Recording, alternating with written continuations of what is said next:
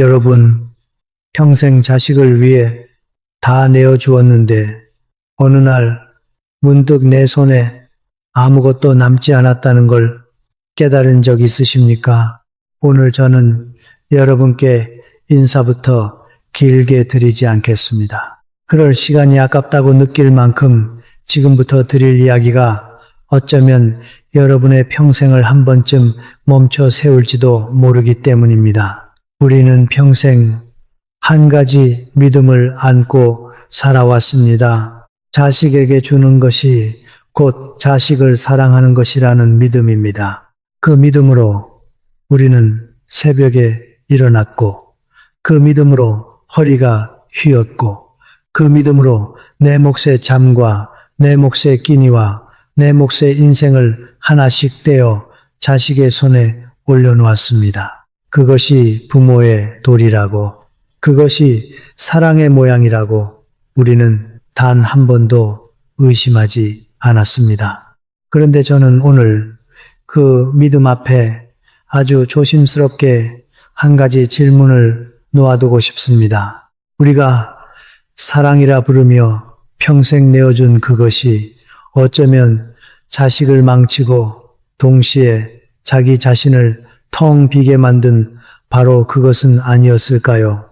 저는 지금 그 말이 얼마나 아프게 들리는지 압니다. 어떤 분은 이미 가슴이 서늘해지셨을 겁니다. 그러나 아픈 자리를 정직하게 들여다보지 않으면 그 자리는 평생 낫지 않습니다. 저는 오늘 그 자리를 함께 들여다보려고 합니다. 오늘 저는 흔히 말하는 돈 이야기를 하려는 것이 아닙니다.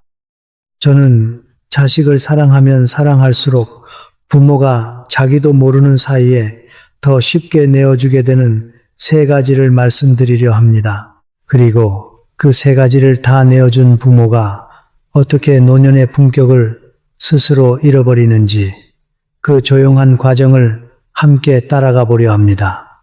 미리 한 가지만 부탁드리겠습니다. 이 영상을 들으시는 동안 멀리 있는 남의 이야기로 듣지 마시고 바로 여러분 자신의 집, 여러분의 식탁, 여러분의 자식을 떠올리며 들어주십시오. 그리고 듣다가 어느 한 대목에서 가슴이 쿵 내려앉으시거든 그 마음을 그냥 흘려보내지 마시고 댓글에 한 줄만 남겨주십시오.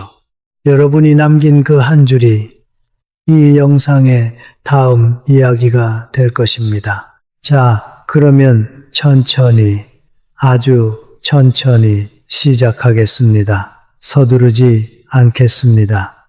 저는 오늘 여러분을 가르치러 온 사람이 아니라 여러분 곁에 앉아 같은 인생을 살아본 사람으로서 이야기를 나누러 왔습니다. 세상에는 내리사랑이라는 말이 있습니다. 사랑은 위에서 아래로 흐른다는 뜻입니다. 부모가 자식에게 흐르고 그 자식이 또 자기 자식에게 흐릅니다. 그런데 여러분, 한 번이라도 곰곰이 생각해 보신 적 있으십니까? 이 사랑이라는 것은 본래부터 한쪽으로만 흐르도록 만들어져 있다는 사실 말입니다. 저는 오랜 세월 사람들의 인생을 곁에서 지켜보며 한 가지를 알게 되었습니다. 부모는 자식을 목숨을 걸고 사랑합니다. 자기 목숨보다 더 사랑합니다. 그런데 자식은 부모를 사랑하되 자기 인생을 먼저 챙기고 남은 자리로 사랑합니다. 이것을 저는 누구의 잘못이라고 말하지 않습니다. 이것은 잘못이 아니라 하늘과 땅이 정해놓은 이치이기 때문입니다. 물이 위에서 아래로 흐르는 것을 두고 물을 탓할 수 없는 것처럼 사랑이 아래로만 흐르는 것을 두고 자식을 탓할 수는 없습니다. 그러나 여기에 우리가 놓치고 있는 진실이 하나 있습니다. 한쪽으로만 흐르고 한 번도 돌아오지 못하는 흐름은 아무리 깊고 넓어도 결국에는 마릅니다. 끝없이 주기만 하고 단 한 모금도 채워지지 못하는 샘은 언젠가 바닥을 드러냅니다.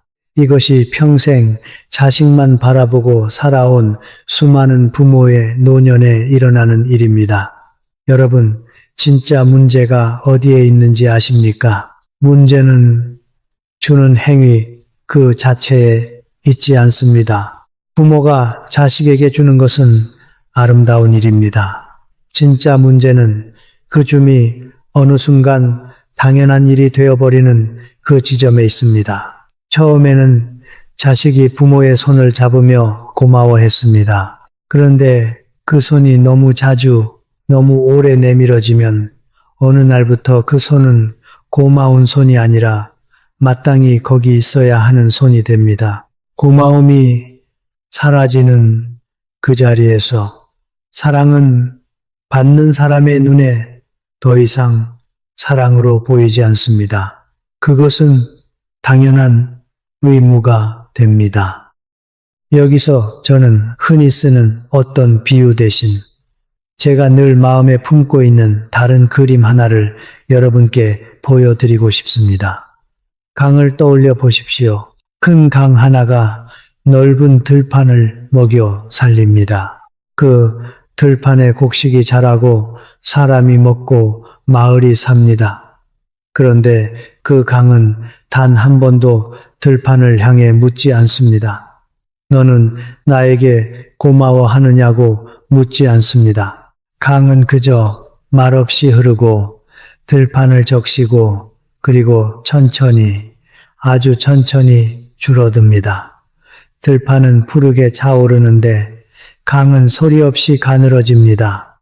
여러분, 저는 평생 그렇게 살아온 부모를 너무 많이 보았습니다. 들판을 다 키워놓고 자기 몸은 바닥이 보이도록 말라버린 강 같은 부모를 말입니다. 오해하지 마십시오. 저는 지금 여러분께 자식을 그만 사랑하라고 말하는 것이 아닙니다. 저는 그런 말을 할 자격도 없고 그런 말을 할 마음도 없습니다. 저는 다만 한 가지를 여러분께 청하고 싶을 뿐입니다. 잠시만, 아주 잠시만 멈춰서 자기 자신을 돌아봐 주십시오. 지금 나는 자식을 사랑하고 있는가? 아니면 자식을 사랑한다는 이름으로 나 자신을 한 방울씩 말려가고 있는가? 이 질문을 가슴에 품으신 채로 저와 함께 그 세 가지 안으로 들어가 보겠습니다. 여러분께 가장 먼저 말씀드릴 것은 돈입니다. 저는 이 이야기를 거창한 이론으로 시작하지 않겠습니다. 그저 여러분이 평생 입에 달고 살았을 한마디 말로 시작하겠습니다. 이번이 정말 마지막이다. 여러분, 이 말을 평생 몇 번이나 하셨습니까? 손가락으로 세어보려다 그만두신 분도 계실 겁니다. 너무 많아서 셀 수가 없으니까요. 그 말을 할 때마다 우리는 진심이었습니다. 우리는 정말로 이번이 마지막이라고 믿었고 이번 한 번만 막아주면 자식이 다시 일어설 거라고 믿었습니다. 우리는 그 돈을 건네면서 자식을 구하고 있다고 생각했습니다. 그런데 여러분, 자식의 입장에서 그 장면이 어떻게 보였을지 한 번만 생각해 보십시오. 자식은 그 순간 한 가지를 배웠습니다. 아주 조용히, 그러나 아주 깊이 배웠습니다. 끝까지 발버둥 칠 필요는 없다. 어차피 마지막에는 받쳐주는 손이 있다. 우리는 자식을 구한 것이 아니라 자식에게 노력은 헛수고라는 사실을 한 번 더 가르친 것입니다. 그런데 진짜 무서운 것은 따로 있습니다. 무서운 것은 돈의 액수가 아닙니다. 무서운 것은 그 과정에서 자식의 고마움이 어떻게 조금씩 말라가는가 하는 것입니다. 처음에 100을 주면 자식은 고개를 숙이고 고마워합니다. 그 다음에 또 100을 주면 이번에는 말없이 받습니다. 그 다음에는 받으면서 묻습니다. 왜 이거밖에 안 되느냐고. 그 다음에는 옆집과 비교합니다. 누구네 부모는 무엇을 해줬는데 우리 부모는 왜 이러느냐고. 여러분, 돈은 쉽게 건넬수록 정은 어렵게 식어갑니다. 쉽게 받은 것은 쉽게 잊히기 때문입니다. 이제 저는 이 돈이라는 것을 단순한 돈의 자리에서 한 발 더 끌어올려 보겠습니다. 여러분이 노년을 위해 손에 쥐고 있는 그 돈은 사실 돈이 아닙니다. 그것은 여러분의 노년이 끝까지 허리를 펴고 설 수 있게 해주는 마지막 방패입니다. 한번 생각해 보십시오. 손에 아무것도 남아있지 않은 사람이 자식과 손주들 앞에서 떳떳하게 당당하게 설 수 있겠습니까? 아주 어렵습니다. 인정하기 쓰라리지만 사람의 품격이라는 것은 손에 무엇이 남아있느냐와 무관하지 않습니다. 가진 것을 다 내어준 부모는 사랑을 다 준 것이 아니라 자기 자신이 당당히 설 자리를 같이 내어준 것입니다. 저는 여기서 제가 너무 여러 번 보아온 한 장면을 여러분께 들려드리고 싶습니다. 어느 어머니의 이야기입니다. 이름도 사는 곳도 말씀드리지 않겠습니다. 그것은 중요하지 않습니다. 중요한 것은 이 이야기가 한 사람만의 이야기가 아니라는 사실입니다. 그 어머니에게는 마지막으로 몸을 누일 평생 일에 겨우 마련한 그분의 마지막 자리였습니다. 그런데 자식이 무언가를 시작해 보겠다고 이번만 도와주면 다 풀린다고 했을 때 그 어머니는 그 마지막 자리를 처분했습니다. 자식의 꿈에 그것을 보챘습니다. 그리고 그 어머니에게 돌아온 것은 무엇이었을까요? 고맙다는 말이 아니었습니다. 일이 잘 풀리지 않자 돌아온 것은 원망이었습니다. 왜 더 일찍 도와주지 않았느냐는, 왜 그것밖에 못해 주었느냐는 원망이었습니다. 여러분, 저는 이런 이야기를 한두 번 본 것이 아닙니다. 너무 여러 번 보았기에 지금 이 말을 떨리는 마음으로 드리는 것입니다. 그렇다고 제가 자식에게 한 푼도 주지 말라고 말하는 것은 결코 아닙니다. 핵심은 주느냐 마느냐가 아닙니다. 핵심은 경계가 있느냐 없느냐입니다. 자식이 살아가기 위해 정말로 필요한 것과 자식이 그저 갖고 싶어 하는 것은 다릅니다. 그 둘을 흐릿하게 섞지 마십시오. 그리고 한 번 도울 때에는 그 도움 안에 자식이 스스로를 한번 돌아보게 만드는 무게가 함께 실려 있어야 합니다. 아무 무게 없이 건너간 도움은 도움이 아니라 자식의 다리를 한 번 더 풀어놓는 일이 되기 때문입니다. 여러분, 솔직히 여쭙겠습니다. 지금 이 순간 자식에게 안 된다는 말을 끝까지 못하고 계신 건 아닙니까? 저는 이 질문에 여러분 대신 답하지 않겠습니다. 잠시 그대로 두겠습니다. 이 한 박자의 침묵을 부디 그냥 흘려보내지 마시고 여러분 자신의 마음에 비춰 보아 주십시오.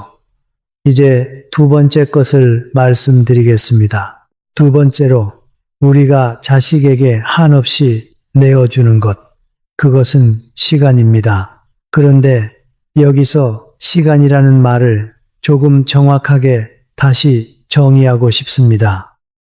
제가 말하는 시간은 손주를 몇 시간 봐주는 그런 시간이 아닙니다.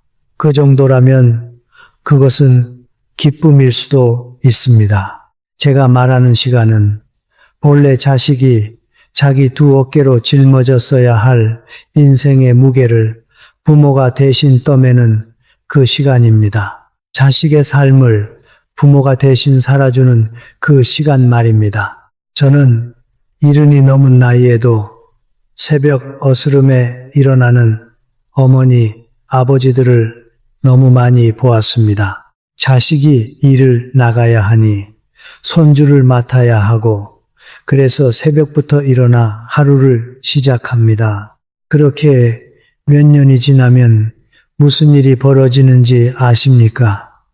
그 부모에게서 친구가 사라집니다. 함께 늙어가던 벗들과의 자리가 사라집니다. 건강이 사라집니다. 무릎이, 허리가, 잠이 사라집니다. 그리고 무엇보다 오롯이 자기 자신만의 것이었던 그 고요한 오후들이 사라집니다. 여러분, 자식의 인생에 여러분의 시간을 통째로 부어 넣으면 여러분의 인생은 소리 없이 사라집니다. 그리고 그 사라진 시간은 그 누구도 어떤 자식도 다시 돌려줄 수 없습니다. 저는 우리 한국 사람의 인생을 두고 늘 이렇게 생각해 왔습니다. 노년은 인생의 남은 찌꺼기가 아닙니다. 노년은 한 권의 책에서 가장 마지막 장입니다. 그리고 마지막 장이야말로 그 사람이 어떻게 살아왔고 어떻게 살아 마무리하는지가 담기는 가장 깊고 가장 귀한 장입니다. 그런데 자식의 삶을 대신 살아주느라 그 마지막 장을 텅 비워둔다면 여러분의 인생이라는 책은 가장 중요한 페이지가 백지인 채로 덮이게 됩니다. 그것은 너무 아까운 일입니다. 너무 아까운 일입니다. 여기서도 그 똑같은 이치가 되풀이됩니다. 희생이 한 번이 아니라 습관이 되어버리면 처음에 들리던 고맙다는 말은 어느새 사라집니다. 그 자리에는 무엇이 남느냐? 부탁이 남습니다. 더 해달라는 부탁이 남고 더 무서운 것은 여러분이 몸이 아파 도와주러 가지 못한 어느 날 원망이 남습니다. 왜 안 왔느냐는 원망이 남습니다. 여러분, 경계가 없는 희생은 결코 고마움을 낳지 못합니다. 경계가 없는 희생은 의지함을 낳습니다. 그리고 그 의지함은 시간이 갈수록 점점 더 무거워질 뿐 결코 가벼워지지 않습니다. 그렇다면 품격은 어디에 있는 것일까요? 품격은 나에게도 내 인생이 있다고 말할 수 있는 그 용기에 있습니다. 차갑게 등을 돌리라는 뜻이 아닙니다. 자식을 미워하라는 뜻은 더더욱 아닙니다. 그 말은 사실 자식을 위한 말입니다. 자식이 자기 인생을 스스로 끌고 가는 법을 배우게 하는 어쩌면 가장 깊은 가르침이기 때문입니다. 부모가 끝까지 대신 살아주면 자식은 영원히 자기 인생을 사는 법을 배우지 못합니다. 여러분의 시간을 지키는 것은 여러분 자신을 위한 일인 동시에 자식을 진짜 어른으로 만들어주는 일이기도 합니다. 이제 가장 깊은 곳으로 들어가겠습니다. 세 번째 것, 이것이 오늘 이야기의 가장 아픈 자리입니다. 그것은 책임입니다. 여러분, 책임이라는 것이 사람에게 무엇인지 한번 생각해 보셨습니까? 저는 이렇게 생각합니다. 책임은 한 사람의 인격의 한가운데 박혀 있는 기둥입니다. 그 기둥이 서 있어야 사람이 사람으로 섭니다. 그런데 부모가 자식의 책임을 대신 짊어지는 순간 우리는 자식에게서 그 기둥을 세울 기회를 빼앗는 것입니다.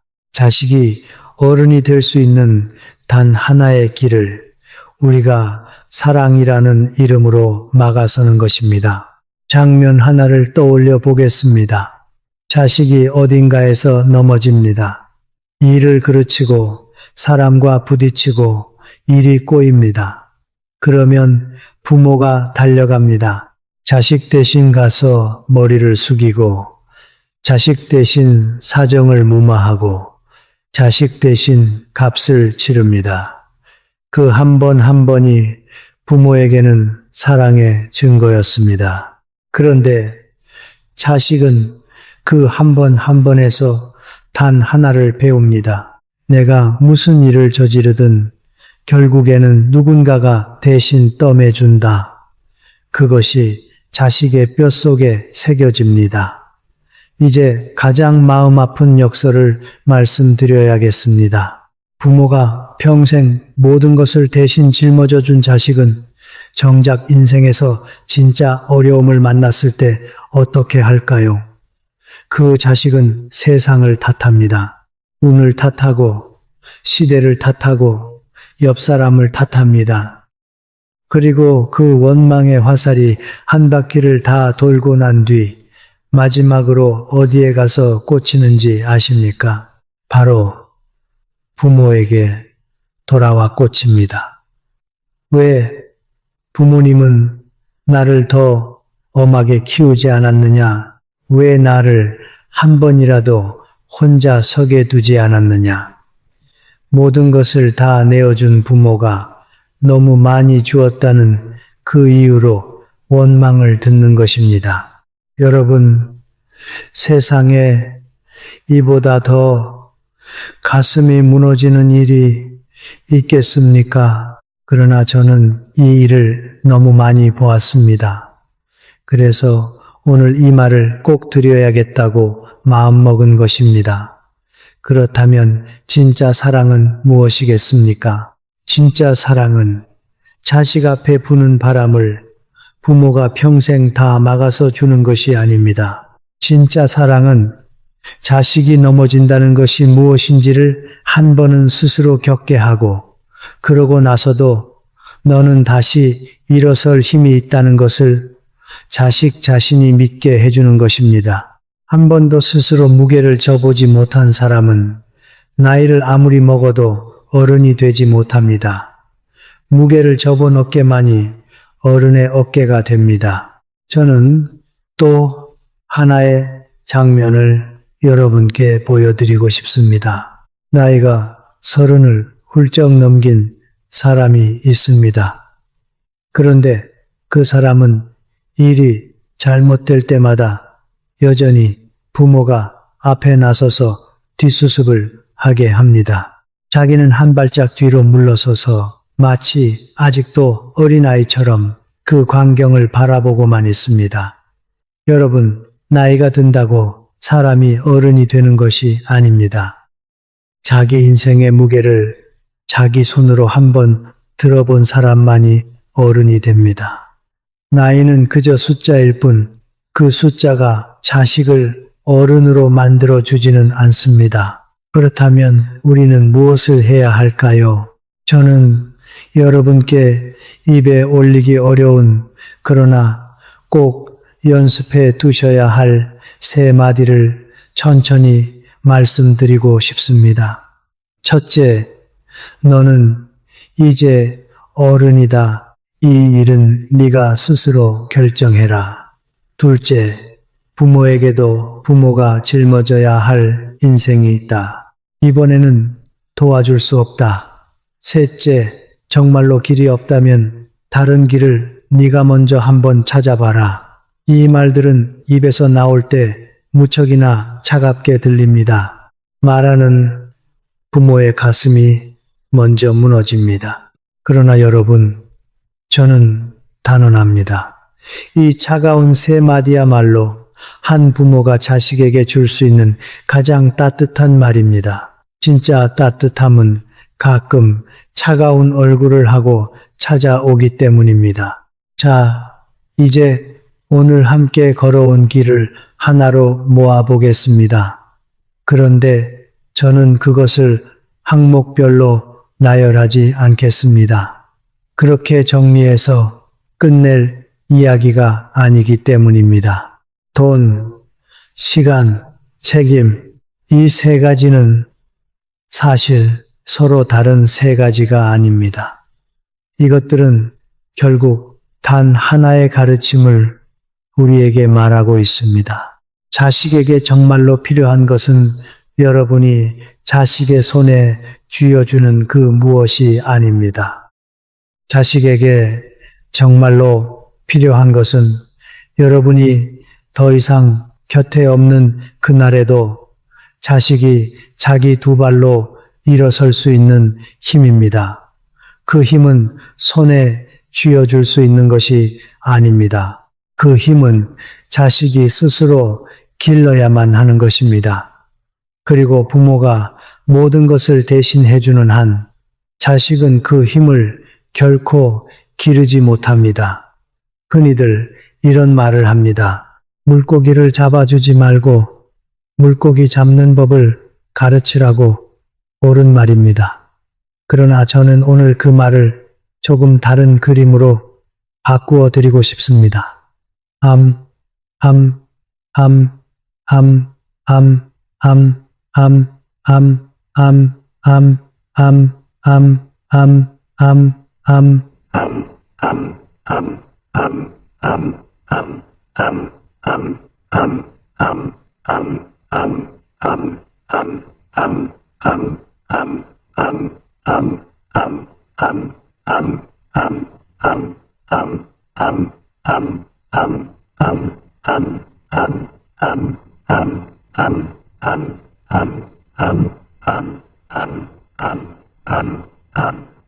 지혜로운 부모는 자식을 평생 등에 업고 강을 건너주지 않습니다. 지혜로운 부모는 자식에게 강 건너 닿아야 할 그 언덕을 손으로 가리켜주고 그러고는 그 자리에 가만히 멈추어 섭니다. 자식이 제 발로 물을 건너는 모습을 가슴이 칼로 베이듯 아파도 끝까지 지켜봅니다. 그 멈춤이, 그 견딤이 사실은 가장 깊은 사랑입니다. 등에 업고 건너주는 사랑보다 멈추어 서서 지켜보는 사랑이 훨씬 더 어렵고 훨씬 더 큽니다. 마지막으로 이 모든 것을 노년의 품격이라는 자리까지 끌어올리고 싶습니다. 여러분이 자신의 품격을 지키는 것, 자신의 건강을 지키는 것, 자신의 인생에 대한 주인됨을 지키는 것, 이것은 결코 이기심이 아닙니다. 저는 분명하게 말씀드립니다. 그것은 이기심이 아니라 여러분이 자식에게 남길 수 있는 마지막이자 가장 큰 선물입니다. 끝까지 흐트러지지 않고 끝까지 떳떳하게 끝까지 사람답게 살아낸 한 부모의 모습, 그 모습 하나가 여러분이 평생 쥐어준 그 어떤 것보다 자식의 인생을 오래오래 떠받쳐 줄 것입니다. 여러분, 오늘 저와 함께 돌아본 세 가지, 그중 지금 여러분의 마음을 가장 아프게 찌른 것은 무엇이었습니까? 저는 그 답을 여러분 대신 내려드리지 않겠습니다. 그 답은 오직 여러분 자신만이 알고 있고 또 여러분 자신만이 마주할 수 있는 것이기 때문입니다. 한 박자, 그 침묵을 그대로 두겠습니다. 그리고 마지막으로 따뜻한 한마디만 드리고 마치겠습니다. 저는 오늘 단 한순간도 여러분을 탓하지 않았습니다. 자식을 사랑하다. 자기 자신을 잊어버리는 것은 부모로 사는 한평생에서 가장 아름다운 일인 동시에 가장 위태로운 일입니다. 그 두 가지가 한 몸이라는 것을 저는 압니다. 그러나 여러분, 오늘부터는 부디 이렇게 자식을 사랑해 주십시오. 자기 자신을 다시 사랑하는 그 방식으로 자식을 사랑해 주십시오. 여러분이 여러분 자신을 소중히 여길 때 그것이 결국 자식에게 가장 깊은 사랑이 되어 돌아갑니다. 댓글에 지금 여러분이 겪고 계신 일을 남겨주세요. 다음 영상에서 더 깊이 나눠드리겠습니다. 오늘 하루만이라도 여러분 자신을 가장 소중한 사람처럼 대해 주십시오.